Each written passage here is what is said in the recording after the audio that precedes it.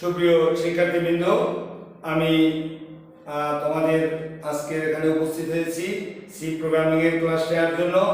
আজকের C programming এর উপরে যে ক্লাসটি তোমাদেরকে নেব সেটি হলো ফ্যাক্টরিয়াল মান নির্ণয় করার জন্য একটি প্রোগ্রাম তোমাদের দেখাবো। এই ফ্যাক্টরিয়াল মান দিয়েও আমাদের আসতে পারে।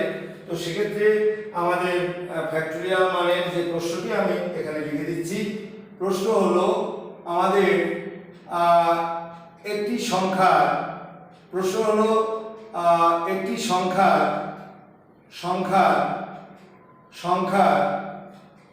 ফ্যাক্টরিয়াল মান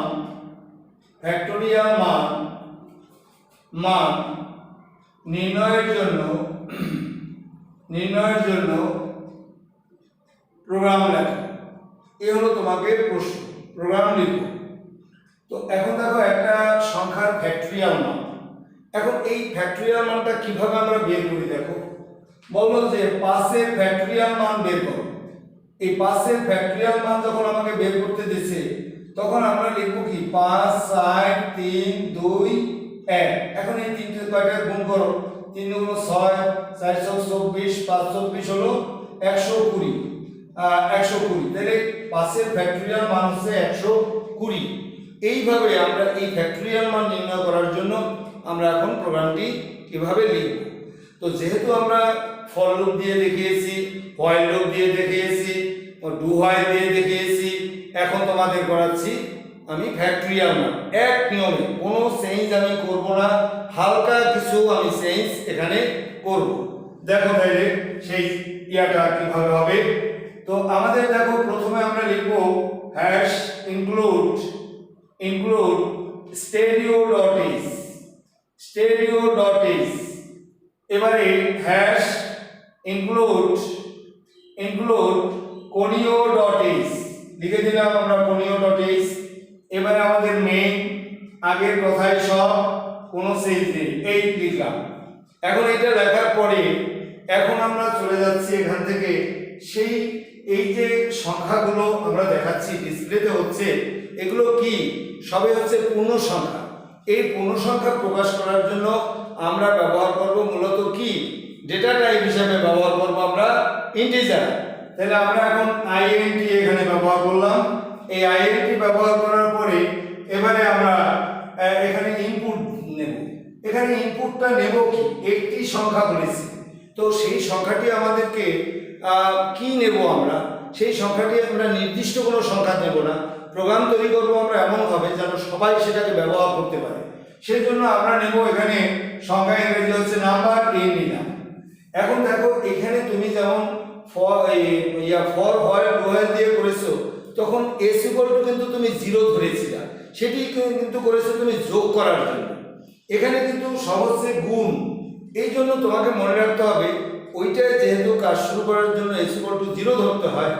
এটার ক্ষেত্রে কাজ শুরু করতে হলে ফ্যাক্টরিয়াল ভ্যালু এখানে আমাদের ধরতে হবে 1। কেন, আমি যদি এখানে 0 ধরি তাহলে ওই s যখন 0 ধরো সেইটার সাথে যদি এটাকে কম্পেয়ার করো তাহলে তোমার দেখা যাবে যে 0 ধরলে পরে এই 0 দিয়ে এটাকে গুণ দিলে পরে সব মান 0 হয়ে যায়। সেই কারণে আমাদের এখানে 0 ধরা যাবে না, ফ্যাক্টরিয়াল ভ্যালু করব আমাদের ধরতে হবে f ধরলাম আমরা 1। এবারে কমা দিয়ে এখন দেখো আমাদের ইনিশিয়াল ভ্যালু। তো ইনিশিয়াল ভ্যালু আমরা ফর লুপ দিয়ে করব।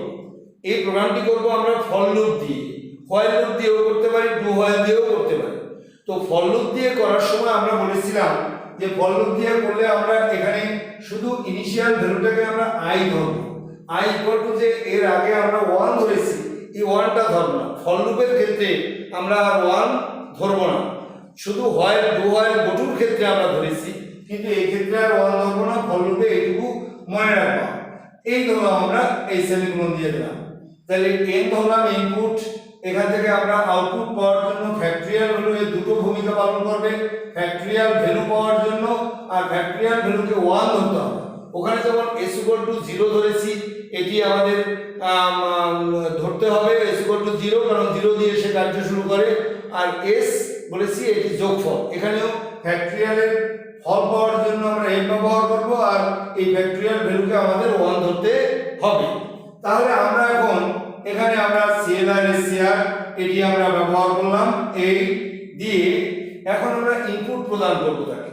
তো ইনপুট প্রদান করার জন্য আমরা দেব প্রিন্টে আমরা একই জিনিস দেব, এন্টার দ্য ভ্যালু অফ আমাদের হচ্ছে কত ইনপুট ধরছি কত n, তাহলে এখানে আমরা লিখব n equal to inverted comma এই সেমিকোলন। এবারে আমরা দেব ইনপুট আমরা দেব n দেব। এখন এখান থেকে ইনপুটটা দেব স্ক্যানএফ। এই যে স্ক্যানএফ দিলাম, এই স্ক্যানএফ দেওয়ার পরে আমরা বলেছি এখানে যেহেতু ইন্টিজার ইউজ করছি তাহলে আমরা দেব ইনভার্টেড কমার মধ্যে পার্সেন্টেজ অফ ডি দিয়ে এখন কমা দিয়ে অ্যাম্বারসন অফ আমরা n দিলাম। একদম দেখো আগের মতোই, আমি কোনো চেঞ্জ কিছু করি না। ফর লুপের সাথে এটাকে কম্পেয়ার করে দেখবা যে একই রকম, একদম কোনো চেঞ্জ করি না, তোমার মনে রাখা সহজ হয়ে যাবে। এখন আমাদের এখানে ফর লুপ দিয়ে যেহেতু করব, ফরের মধ্যে আমরা লিখলাম ফর, এখানে লিখবো i ইকুয়াল টু ইনিশিয়াল ভ্যালুটা কত 1 দিয়ে। এখানে ইনিশিয়াল ভ্যালু দেখাচ্ছে 5 কিন্তু 5 নয়, এটা স্টার্টিং পয়েন্ট হচ্ছে আমাদের 1, এই 1 আমরা দিলাম। এবার সেমিকোলন দিয়ে i লেস অর ইকুয়াল আমাদের n। দেখো একদম ফর লুপের মধ্যে যা আছে। এবারে আমরা 1 এর সাথে 1 যোগ করলে 2, 2 এর সাথে 1 যোগ করলে 3, এই যে আমাদের এই 1 2 3 হয়, এই জন্য আমরা ইনক্রিমেন্টাল অপারেটরের মান দেব i ডাবল প্লাস বা i equal to i plus 1, এই আমরা বসিয়ে দিলাম। এখন এই মানগুলো আমরা ধরছি কি জন্য? একটি সূত্রে বসানোর জন্য। যখন তুমি যোগফল নির্ণয় করছো তখন সূত্র রাখছো s equal to s plus i, কিন্তু এটা তো যোগ নয়, এটি হচ্ছে গুণ। সেক্ষেত্রে আমরা করব ফ্যাক্টরিয়াল ভ্যালু, এই যে আউটপুট ধরছি f সমান সমান আমরা করব কি f স্টার i। এই f একই হলেও কিন্তু কম্পিউটার বুঝতে পারে যে এই দুটো f এবং স্টার i এই দুইটা গুণফল হচ্ছে এই একটা। মানুষের বুঝতে কষ্ট হলেও কম্পিউটার কিন্তু বুঝতে পারে। সেই কারণে এখন দেখো এই সূত্রটি যে আমি লিখেছি, এই সূত্রটি আমাদের একদম আগের মতো আমি করে যাচ্ছি, তারপরে তোমাদের এই হিসাবটা আমি দেখাচ্ছি। এখন তুমি দেখো f এটা বসানোর পরে এখন আমরা এই সূত্র দিয়েছি, ইনপুট দিয়েছি, এখন আমি ফল চাই। তো আমি এখন এখানে লিখব প্রিন্টে এখানে দিয়ে এবারে শো রেজাল্ট এক বাংলা কোনো চেঞ্জ করিনি আমি, পার্সেন্টেজ অফ ডি দিয়ে এখন এখানে ফ্যাক্টরিয়াল ভ্যালু f, এই fটাকে এখানে লিখে দেব এই সেমিকোলন। এখন আমার প্রোগ্রাম শেষ করতে যাচ্ছি, গেস দিয়ে এখন আমরা করব এই সেকেন্ড লাইন। এখন তুমি লক্ষ্য করো অপারেশনটা কিভাবে হয়। প্রথম আমরা এই যে i এর মান 1, এই i এর মান 1টা প্রথম এই জায়গাটায় বসবে, এই i এর জায়গায় বসবে। 1টা যখন এখানে বসবে তোমার পরীক্ষায় বলা থাকবে n এর মান কত, n এর মান মনে করো 5 দেওয়া আছে। n এইখানে দেখাই i লেস অর ইকুয়াল 5। এখন i এর মান যখন 1 বসাইছো, 1 5 এর চেয়ে ছোট, 1 5 এর চেয়ে ছোট বলে ওই 1 কে এই সূত্রটির কাছে পাঠাবে। এই সূত্রটির কাছে পাঠালে f এর মান এখানে হচ্ছে 1, বসাইলো 1, i এর মান পাইছি আমি 1, 1 টু 1 ইকুয়াল টু পেলাম, আমরা ওই 1টা পেলাম। সেকেন্ড 2, এই 1টা তখন চলে যাবে এই ইনক্রিমেন্টাল অপারেটরের কাছে, তখন এর মান কত i equal to i plus 1। এখানে এই 1টা বসলো, 1 1 যোগ করলে 2, 2 আবার এখানে চলে আসছে।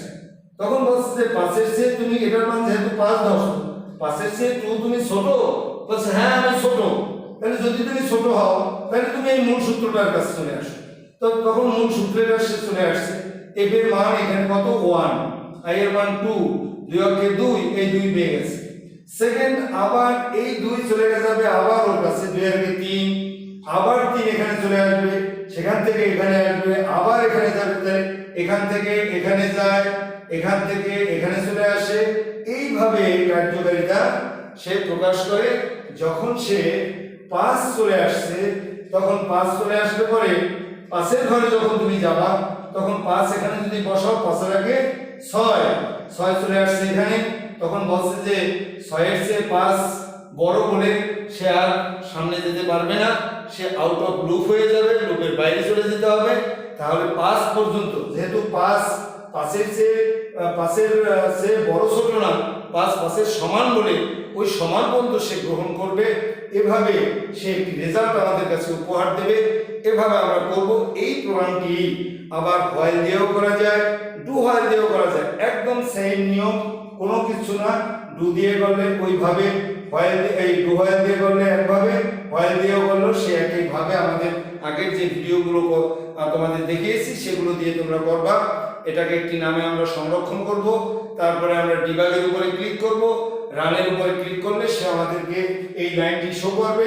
এন এর ভ্যালু চাইবে, এন এর ভ্যালু কত তুমি দিয়ে দেবা, এবারে দিয়ে এন্টার করলে পরে তোমাকে তখনই সে ফলটি তোমার সামনে উপস্থাপন করবে। সকলকে অনেক ধন্যবাদ। ফ্যাক্টরিয়াল ভ্যালু বিভিন্ন স্যারেরা বিভিন্নভাবে আমাদের দেখাচ্ছে, আমরা এই এক নিয়মে তোমাকে ফ্যাক্টরিয়াল ভ্যালুটা দেখাইলাম যাতে তুমি মনে রাখতে পারো, কারণ প্রোগ্রামগুলো ভিন্নভাবে তোমাকে দেখালে পরে তুমি মনে রাখতে পারবে না, মানে একদম ভিতরে উল্টাপাল্টা হয়ে যাবে। সেখানে একটি সহজ পদ্ধতিতে আমি এভাবে উপস্থাপন করেছি। এগুলোর জন্য আমরা স্কেপ সিকোয়েন্স আছে কতগুলো, সেই স্কেপ সিকোয়েন্সগুলো আমরা পরবর্তীতে স্কেপ সিকোয়েন্সের ব্যবহার দেখাবো। সেই স্কেপ সিকোয়েন্স যদি পরীক্ষায় আসে, অনেক সময় এরকম দেওয়া থাকবে, এইখানে তোমার দেওয়া আছে এন দেওয়া আছে। এখন এটা থেকে তোমার ভয় পাওয়ার কিছু নাই, যে রেজাল্টটা নতুন একটি লাইনে তোমাকে শো করতে হবে। আমি নতুন লাইনে শো করবো না, আমার যেভাবে আছে সেভাবে আমি শো করবো। কিন্তু প্রশ্ন হলো, পরীক্ষার প্রশ্নে এরকম দেয়া থাকলে যেন ভয় না পাও যে স্ল্যাশ এন, এই স্ল্যাশ এন দিয়ে দিলে বুঝতে হবে নতুন লাইনে এই রেজাল্টটি দেখাতে হবে।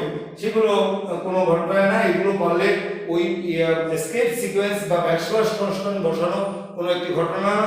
সবাই সুস্থ থাকো, ভালো থাকো। আমার ভিডিও ভালো লাগলে এটাকে লাইক এবং সাবস্ক্রাইব করবা। সবাইকে অনেক অনেক ধন্যবাদ।